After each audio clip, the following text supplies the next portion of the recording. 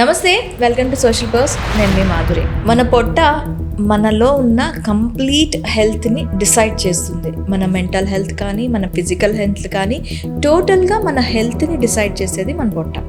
మరి అలాంటి పొట్టలో ఒకవేళ క్యాన్సర్స్ వస్తే, పొట్టలో క్యాన్సర్స్ అంటే ఎవ్రీ పార్ట్కి క్యాన్సర్ వస్తుంది. మన చిన్న ప్రేగులు కానీ, పెద్ద ప్రేగులు కానీ, కాలియానికి కానీ, లేదు అంటే లివర్ ప్లస్ తర్వాత ప్యాంక్రియాస్, గాలి బ్యాడర్, మన పొట్టలో ఎన్ని భాగాలు ఉన్నాయో అన్ని భాగాలకి క్యాన్సర్స్ వస్తాయి. అవి అసలు వస్తే ఏం చేయాలి, అవి రాకుండా ఏం చేయాలి, డీటెయిల్గా మనకి చెప్పడానికి ఉన్నారు. దాదాపు గ్యాస్ట్రోఎంట్రాలజీలో 10 ఏళ్లకు పైగా అనుభవంతో ముందుకు నడుస్తున్నారు డాక్టర్ మనోజ్ కుమార్ గారు. ఆయన మన స్టూడియోలో ఉన్నారు. ఆయన అడిగి డీటెయిల్గా తెలుసుకుందాం.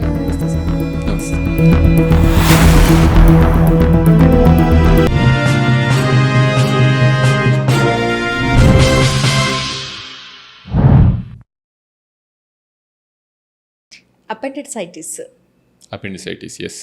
దీనికి అసలు వచ్చి రాగానే విపరీతమైన కడుపు నొప్పి, అసలు మనిషి చనిపోతారేమో అని.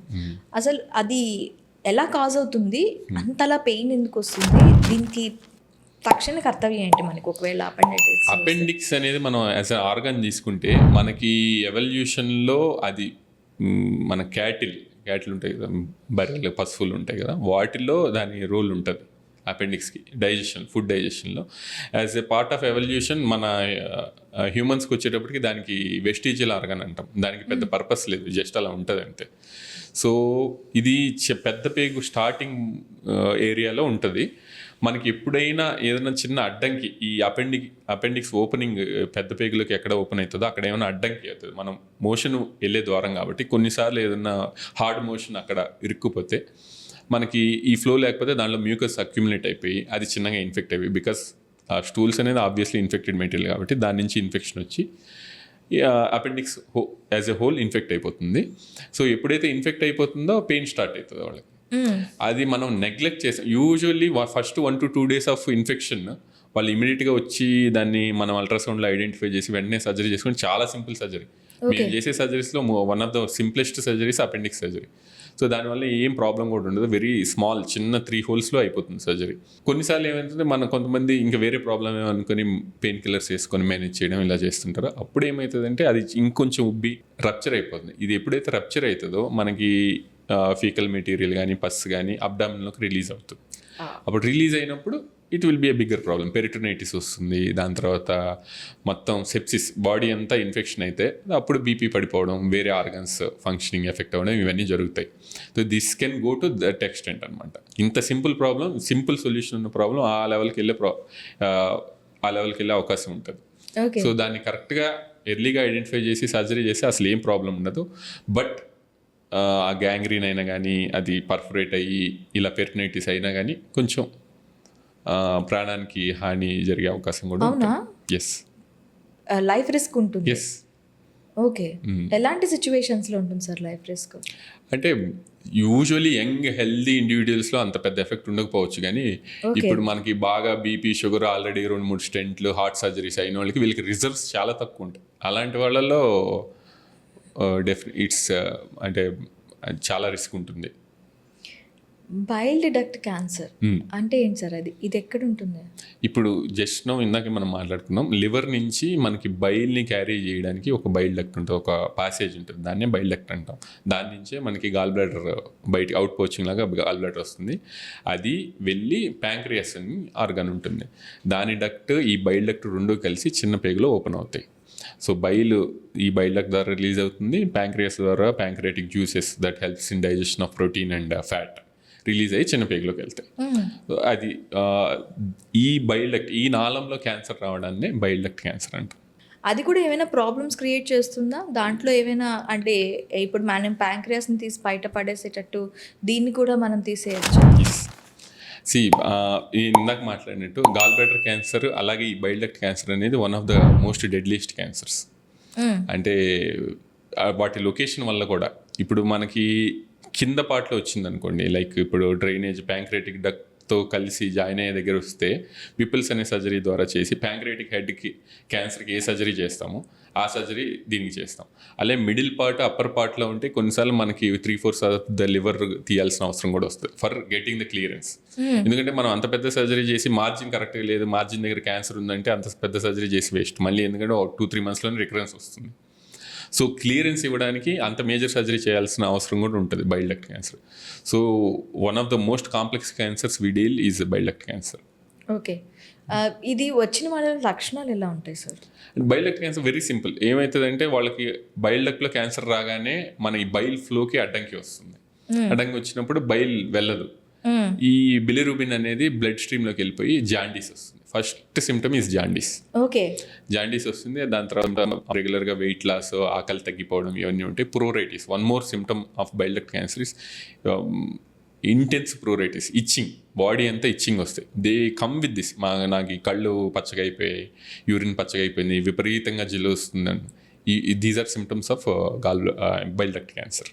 అయితే సార్ ఇంకొకటి కొలన్ క్యాన్సర్, రెక్టల్ క్యాన్సర్, ఈ రెండు క్యాన్సర్స్లో మనకి మోషన్లో రక్తం రావడం ఎక్కువగా చూస్తూ ఉంటాం.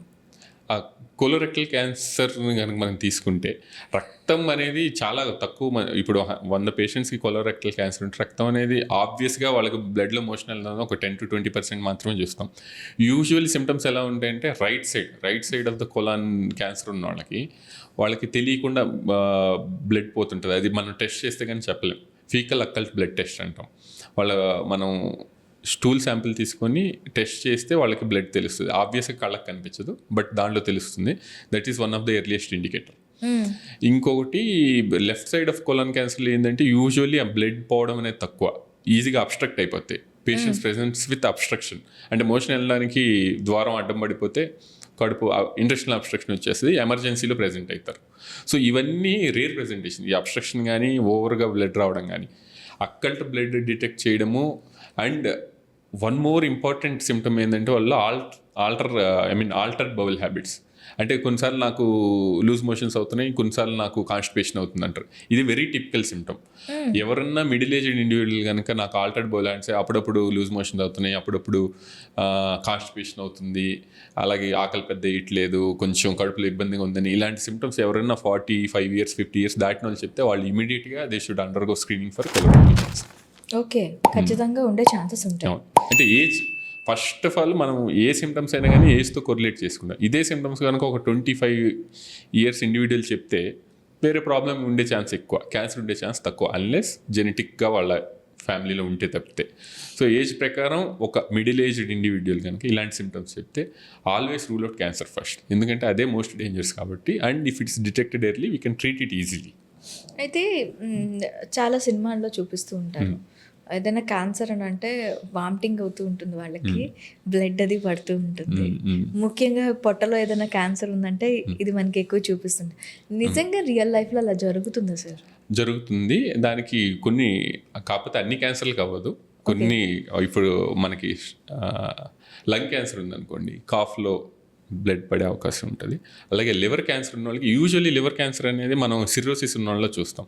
సిర్రోసిస్లో ఉన్న వాళ్ళు ఏంటంటే ఈసోఫేగస్లో లోవర్ పార్ట్లో వ్యారిసెస్ ఫామ్ అవుతాయి. ఎందుకంటే లివర్ గట్టిగా అయిపోవడం వల్ల వాళ్ళకి ఇంటెస్టైన్స్ నుంచి లివర్ ద్వారా వెళ్ళాల్సిన బ్లడ్ వేరే ద్వారంలో హార్ట్కి వెళ్తాయి.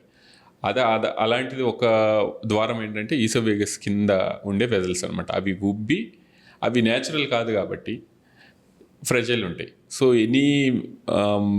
మనకి స్ట్రెస్ అవి పగిలిపోయి బ్లీడింగ్ అవుతుంది. బ్లీడింగ్ అయినప్పుడు మనకి ఈసోఫేగస్లో బ్లీడింగ్ అయితే బ్లడ్ వామిటింగ్ అవుతుంది అనమాట.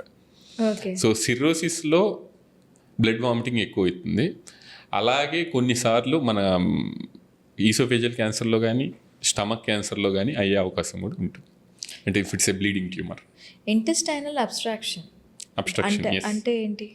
ఇంటెస్టినల్ అబ్స్ట్రక్షన్ అంటే ఇప్పుడు మనం తీసుకునే ఫుడ్ స్టమక్లోకి వెళ్ళి డైజెస్ట్ అయ్యి, మళ్ళీ చిన్న పేగులోకి వెళ్ళి ఫర్దర్ డైజెస్ట్ అయ్యి, పెద్ద పేగులోకి వెళ్ళి మోషన్ ఫామ్ అయ్యి, అండ్ మోషన్ వెళ్ళిపోతుంది. This is the actual pathway.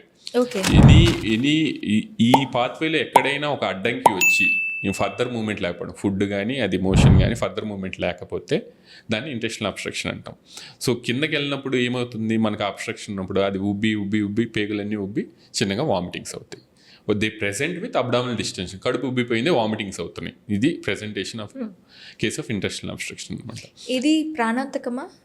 And depends, అంటే దేని వల్ల అయింది అనేది మనకి చూసుకోవాలి. మనకి బెనైన్ కాజెస్ చూసుకుంటే హెర్నియా ఉన్నోళ్ళు, ఇప్పుడు పొట్టలో హెర్నియా ఉన్నోళ్ళలో చిన్న పేగు బయటికి వెళ్ళిపోయి ఇరుక్కుపోతుంది, అదొక కాసు. అలాగే ఇంతకుముందు సర్జరీస్ అయినా లేకపోతే ఇంతకుముందు టీబీ అబ్డామిన్ వచ్చిన వాళ్ళకి కూడా వాళ్ళకి అబ్డామిన్లో అడిషన్స్ ఫామ్ అవుతాయి బ్యాండ్స్ లాగా. కొన్నిసార్లు అవి అడ్డంకిలాగా ఫామ్ అయిపోయి అబ్స్ట్రక్షన్ వస్తుంది. ఇంకోటి క్యాన్సర్, ఇందాక మాట్లాడుకున్నట్టు ఎనీ క్యాన్సర్ అది పెరిగినప్పుడు ఆ ల్యూమెన్ తగ్గిపోయి అబ్స్ట్రక్షన్ కాజ్ చేస్తుంది. సో మనకి ఏ కాజ్ వల్ల అబ్స్ట్రక్షన్ వస్తుందనే దాన్ని బట్టి దాని సివియారిటీ కానీ దాని ట్రీట్మెంట్ విధానం కానీ ఉంటుంది. Sir, ulcerative colitis and Crohn's disease ఉన్న వాళ్ళకి మనం ఎప్పుడు సర్జరీ చేయాల్సి వస్తుందంటారు? Ulcerative colitis and Crohn's disease అంటే ఇన్ఫ్లమేటరీ బౌల్ డిసీజ్ అంటాము. ఇదే డిఫరెంట్ ఎంటిటీ, రకరకాల రీజన్స్ వల్ల వస్తుంది. Genetic, environmental factors, gut health కూడా దీంట్లో రోల్ ఉంటుంది. సో ఇది ఎవరికి వస్తుంది ఎలా వస్తుంది అని చెప్పలేము, బట్ వస్తే మాత్రం it's a chronic disease. Just like మన డయాబెటీస్ లాగా, హైపర్ టెన్షన్ లాగా వీటికి క్యూర్ ఉండదు. క్యూర్ అనేది చాలా తక్కువ. యూజువల్లీ ఇనిషియల్ స్టేజెస్లో వాళ్ళకి మందులతో మేనేజ్ చేయడానికి ట్రై చేస్తాం. మోస్ట్ ఆఫ్ ద టైం వాళ్ళు రెమిషన్లోకి వెళ్తారు. రెమిషన్ అంటే కంట్రోల్ అయిపోవడం, కంప్లీట్ కంట్రోల్ అయ్యి సిమ్టమ్స్ ఏమీ లేకపోతే దాన్ని రెమిషన్ అంటాం. సో కొన్నిసార్లు ఏంటంటే మనం ఎంత మందులు ఇచ్చినా వాళ్ళు రెమిషన్లోకి వెళ్ళరు, సివియర్గా సిమ్టమ్స్ ఉంటాయి. అంటే మోస్ట్ కామన్ సిమ్టమ్స్ ఏంటంటే అబ్డామినల్ పెయిన్, మోషన్లో బ్లడ్ వెళ్ళడం వీళ్ళకి. ఇలాంటి సిమ్టమ్స్ మనం ఎంత మందులు ఇచ్చినా తగ్గకపోతే అప్పుడు ఎమర్జెన్సీకి సర్జరీ చేయాల్సిన అవకాశం ఉంటుంది. ఇంకొకటి, ఈ ఎస్పెషల్ అల్సరేటివ్ కొలైటిస్ తీసుకుంటే అది పెద్ద పేగులో ఎక్కువగా చూస్తాం. ఇది కొన్ని సంవత్సరాల ఉన్న తర్వాత క్యాన్సర్ వచ్చే అవకాశం చాలా ఎక్కువ. సో వాటికి సర్వీలెన్స్లో పెట్టి ఎప్పుడైనా వాళ్ళకి పాలిప్స్ వచ్చినాయి, కొంచెం క్యాన్సర్గా టర్న్ అయ్యే అవకాశం ఉన్నప్పుడు వాళ్ళకి కూడా సర్జరీ చేయాలి. సో అల్సరేటివ్ కొలైటిస్ కనుక స్పెసిఫిక్గా తీసుకుంటే మనం పెద్ద పేగంతా రిమూవ్ చేసి దానికి క్యూర్ ఇవ్వచ్చు సర్జికల్గా. బట్ క్రాన్స్ డిసీజ్కి క్యూర్ అనేది కష్టం, వాటికి వచ్చినప్పుడు మేనేజ్ చేసుకుంటూ వెళ్ళాలి.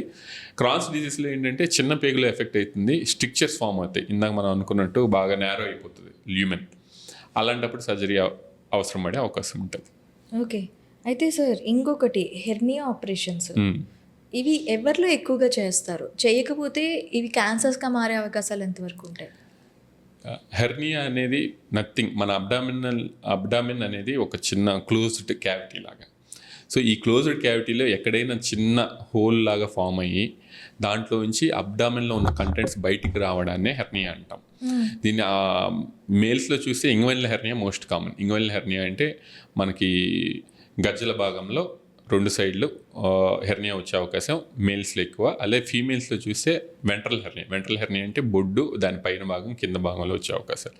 ఇంకొకటి ఏంటంటే వీటిలోనే మనకి సర్జరీస్ అవుతాయి, abdominal surgeries most commonly in females. ఈ సీజేరియన్ సెక్షన్స్ కానీ ఇంకా వేరే సర్జరీస్ కానీ అయినప్పుడు ఆ స్కార్ దగ్గర వీక్నెస్ అవడం వల్ల అక్కడ కూడా చిన్నగా ఇప్పుడు నేను చెప్పినట్టు చిన్న హోల్స్ ఫామ్ అయ్యి అది over a period of time hernia లాగా డెవలప్ అవుతాయి. So content can be intra abdominal fat are bowel. దీనికి మనకి రిస్క్ ఫ్యాక్టర్స్ కనుక చూసుకుంటే, ఐ మీన్ వీటి వల్ల వచ్చే అనర్థాలు కనుక మనం చూసుకుంటే, ఈ ఎప్పుడైతే మన పేగులు దాంట్లో నుంచి ఆ ఓపెనింగ్ నుంచి బయటకు వెళ్తాయో కొన్నిసార్లు అవి అక్కడ స్టక్ అయిపోయే అవకాశం ఉంటుంది, అబ్స్ట్రక్షన్లోకి వెళ్తారు. అప్పుడు ఎమర్జెన్సీగా సర్జరీ చేయాల్సిన అవసరం ఉంటుంది. ఇంకొకటి ఏంటంటే as a whole function of the abdomen తగ్గిపోతుంది. ఇప్పుడు సైజ్ ఆఫ్ ద హెర్నియా పెరిగే కొద్దీ ఆ ఫంక్షన్ తగ్గిపోతుంది అనమాట.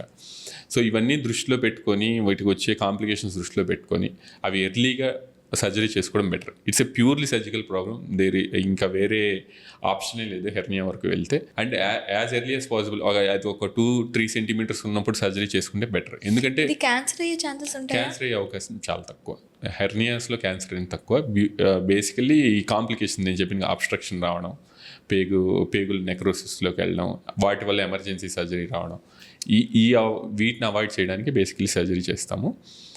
అండ్ కొంత చిన్నగా ఉంది కదా ఇప్పుడు ఎందుకులే పెద్ద అయ్యాక చూసుకుందాం, కొంచెం పెద్దదయ్యాక చూద్దాం అనుకుంటారు.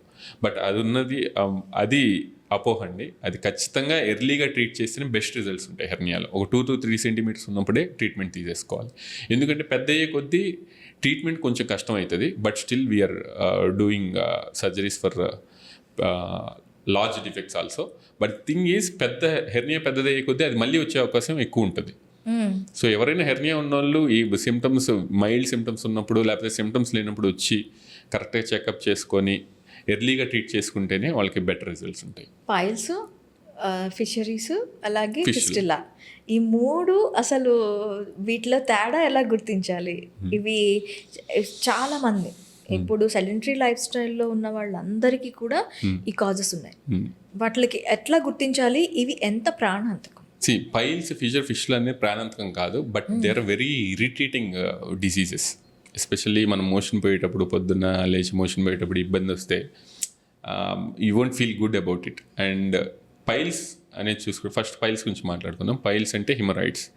మనకి మోషన్ పోయే దగ్గర యానల్ ఇవి ఈ గ్రూప్ ఆఫ్ బ్లడ్ వెజల్స్ ఉంటాయి. అవి మనకి మోషన్ని కంట్రోల్గా పోవడానికి కూడా హెల్ప్ చేస్తాయి. రకరకాల రీజన్స్ వల్ల కాన్స్టిపేషన్ వస్తుంది. కాన్స్టిపేషన్ వచ్చినప్పుడు మనం స్ట్రెయిన్ చేసినప్పుడు ఇవి ఏంటంటే ఎంగార్జ్ అవుతాయి. ఈ వెజల్స్ ఎంగార్జ్ అయినప్పుడు మళ్ళీ ఫర్దర్గా హార్డ్ స్టూల్ పోయినప్పుడు అవి కొంచెం ట్రామా అవడం వల్ల బ్లీడింగ్ స్టార్ట్ అవుతుంది. సో ఇవి దీని సిమ్టమ్స్. గ్రేడ్ 1, గ్రేడ్ 2 ఉన్నప్పుడు పెద్ద కనిపించవు. గ్రేడ్ 3, గ్రేడ్ 4 వచ్చినప్పుడు బయటకు వచ్చేస్తాయి మోషన్ పోయే దగ్గర నుంచి. సో బ్లీడింగ్ కూడా ఎక్కువ అయ్యే అవకాశం ఉంటుంది. ఎస్పెషల్లీ మోషన్ పాస్ అయిన తర్వాత ఒక షవర్ లాగా నాకు బ్లడ్ పడుతున్న కంప్లైంట్స్తో వస్తారు. యూజువల్లీ పెయిన్లెస్ ఉంటుంది లాస్ట్ స్టేజ్లో. తప్పితే హిమరాయిడ్స్ బ్లీడింగ్ పర్ రెక్టంతోనే ప్రజెంట్ అవుతారు. పెయిన్ చాలా తక్కువ ఉంటుంది. సో అది ఉన్నప్పుడు కూడా ఎర్లీగా వచ్చి ట్రీట్మెంట్ చేసుకోవడం బెటర్. ఓకే సార్, మన గట్ హెల్త్ గురించి ఇందాక మాట్లాడుకుంటున్నప్పుడు ఇవన్నీ ప్రాబ్లమ్స్ రాకుండా ఉండాలి అంటే maximum gut health is important. So probiotics అన్నారు మీరు.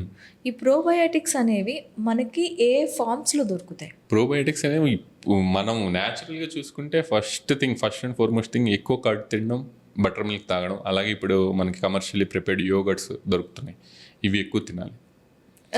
అదే మేజర్ సోర్స్ ఆఫ్ ప్రోబయాటిక్స్. దాంతోపాటు వెజిటబుల్స్, ఫ్రూట్స్ ఎక్కువ తినడం, మల్టీ గ్రెయిన్ బేస్డ్ ఫుడ్స్ అంటే బాగా పాలిష్డ్ వైట్ రైస్, బాగా డీప్ ఫ్రైడ్స్ ఇలా తినడం కంటే బట్ హోల్ గ్రెయిన్ బేస్డ్ పెసరట్లు కానీ లేకపోతే ఈ మిల్లెట్స్తో చేసిన పదార్థాలు ఇవి ఎక్కువ తింటే ప్రోబయోటిక్స్ బాగా వస్తాయి. అలాగే ఫైబర్, బేసికలీ ఇప్పుడు నేను ఈ బటర్ మిల్క్ కట్ కాకుండా చెప్పినట్లో ఫైబర్ ఎక్కువ ఉంటుంది. ఫైబర్ ఎక్కువ ఉంటే అది మన గుడ్ బ్యాక్టీరియాకి ఫుడ్. అదే మనం సెపరేట్ ఫుడ్ ఏం లేదు. ఫైబర్ మనం ఏదైతే ఫుడ్లోంచి ఫైబర్ పంపిస్తామో దాన్ని డైజెస్ట్ చేసుకొని అవి గ్రో అవుతాయి. ఓకే. సో మీరు ప్రోబయోటిక్స్ బయట నుంచి సప్లై చేయాలి, ప్లస్ ఆల్రెడీ ఉన్న బ్యాక్టీరియా ఇంటెస్టైన్స్లో పెరగడానికి మనం ఫుడ్ కూడా ఫైబర్ ద్వారా సప్లిమెంట్ చేస్తాం. So fibre rich food and diet rich in probiotics. Okay sir, ఇంకొకటి ఏంటి అంటే ఒబెసిటీ ఉన్న వాళ్ళకి సర్జరీస్ చేస్తూ ఉంటారు. సో ఈ సర్జరీస్ వల్ల నిజంగానే వాళ్ళకి ఉపయోగపడకపోతే ఫ్యూచర్లో మళ్ళీ ఒబెస్ అయ్యే ఛాన్సెస్ ఉంటాయా? ఫస్ట్ ఆఫ్ ఆల్ మనకి వెయిట్ లాస్ మేనేజ్మెంట్ చూసుకుంటే there are specific indications for bariatric surgery, and bariatric surgery is the only proven long term solution for morbid obesity. మనం ఒబెసిటీ డిఫైన్ చేయాలంటే బిఎంఐలో చూస్తాం, బాడీ మాస్ ఇండెక్స్. హైట్ని వెయిట్ని consider చేసి వాళ్ళకి ఇప్పుడున్న గైడ్ లైన్స్ ప్రకారం మోర్ దెన్ 35 బిఎంఐ ఉన్న వాళ్ళకి సర్జరీ ఇండికేటెడ్. అలాగే మోర్ దెన్ 30 బిఎంఐ ఉండి మెటబాలిక్ సిండ్రోమ్ ఉన్నవాళ్ళు అంటే hypertension, dyslipidaemia, uncontrolled diabetes, obstructive sleep apnoea, ఇవన్నీ మెటబాలిక్ సిండ్రోమ్ అంటాం అనమాట. అవి నుండి బిఎంఐ గ్రేటర్ దెన్ 30 ఉంటే వాళ్ళకి బెరియాట్రిక్ సర్జరీ చేస్తాము. ఇందులో విధానాలు చూసుకుంటే 2 రకాలు. Usually most commonly perform procedure slew gastrectomy. 80% of the stomach remove చేస్తాము. సో ఆబ్వియస్లీ వాళ్ళు తినే తగ్గుతుంది, ఆబ్వియస్లీ వెయిట్ లాస్ అవుతారు. మళ్ళీ వెయిట్ రీగెయిన్ ఛాన్స్ ఉన్నది స్లీవ్ గ్యాస్ట్రెక్టమీలోనే. అది ఆఫ్టర్ 5-6 ఇయర్స్ తర్వాత చిన్నగా they eat calorie rich foods. Volume తక్కువ తిన్నా కానీ క్యాలరీ రిచ్ ఫుడ్స్ తినడం వల్ల వెయిట్ రీగెయిన్ అవుతారు. సో ఆల్ బెరియాట్రిక్ సర్జరీ పేషెంట్స్కి మేము పోస్ట్ ఆప్ స్ట్రిక్ట్ డైట్ మీద పెడతాం. వాళ్ళు అది ఫాలో అయితే మాత్రం సస్టైన్ వెయిట్ లాస్ ఉంటుంది and they will feel the results also. And ఇంకో ప్రొసీజర్ వస్తే బైపాస్ సర్జరీ, రూయన్మై గ్యాస్ట్రిక్ బైపాస్ అని, మినీ గ్యాస్ట్రిక్ బైపాస్ అని 2 సర్జరీస్ ఉంటాయి. ఇవి కొంచెం కాంప్లెక్స్ సర్జరీస్. వీటిలో ద ఐడియా ఏంటంటే మనం స్మాల్ ఇంటెస్టైన్ ఒక 2 meters వరకు బైపాస్ చేస్తాం. డైరెక్ట్ ఫుడ్ స్టమక్లోంచి ఆ 2 meters బైపాస్ చేసి కిందకి వెళ్తుంది. సో ఆబ్వియస్లీ అబ్జర్ప్షన్ తక్కువ ఉంటుంది కాబట్టి వెయిట్ లాస్ అవుతారు. దీంట్లో ప్రాబ్లం ఏంటంటే మనకి విటమిన్ అండ్ మినరల్ డెఫిషియన్సీస్ వచ్చే అవకాశం ఉంది. ఎందుకంటే మేము ఇంత బైపాస్ చేస్తున్నాం కాబట్టి స్మాల్ ఇంటెస్టైన్ని. వాళ్ళకి మేము లైఫ్ లాంగ్ సప్లిమెంట్స్ పెడతాం, అవి తీసుకుంటే ఏం ప్రాబ్లం ఉండదు. అంటే లైఫ్ లాంగ్ తినాలి వాళ్ళ life long supplements. Supplements, vitamin and mineral supplements, drugs chemicals ఏం లేవు దాంట్లో. ఓకే. ఇప్పుడు మనకి గట్ హెల్త్ బాగోవాలి అంటే బయట నుంచి ఏమైనా సప్లిమెంట్స్ ఉంటాయి ఇప్పుడు మీరు చెప్పినట్టు? నేను ఇన్ని న్యాచురల్ సప్లిమెంట్స్ చెప్పాను, ఇది ఫాలో అయితే సరిపోతుంది.